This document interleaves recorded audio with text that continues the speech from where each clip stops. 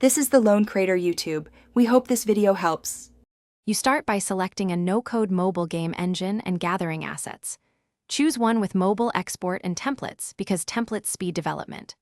Once chosen, set your project resolution and import sprites, sounds, and UI images. Make sure assets are optimized to avoid slow loading. Create a simple flowchart of screens, menu, gameplay, win/lose, so you know what to build next. This first step removes guesswork and sets practical constraints.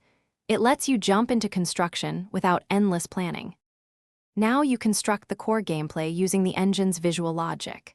Drag characters and obstacles into the scene, then attach behaviors or nodes to define motion and collisions. Implement mobile input, touch, swipe, and tap zones, and test on a device to tune sensitivity. Use variables for score, lives, and level progression, and wire events so one action triggers the next. Once done, iterate. Tweak physics values, timing, and feedback so mechanics feel satisfying.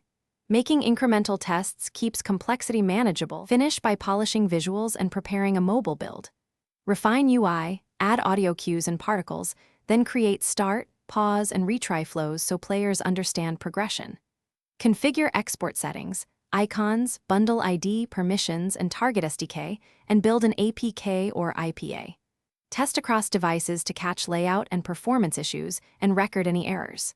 If something breaks, check console logs, isolate the problematic scene, and revert to the last working version. This troubleshooting approach saves time and prevents regressions during final submission.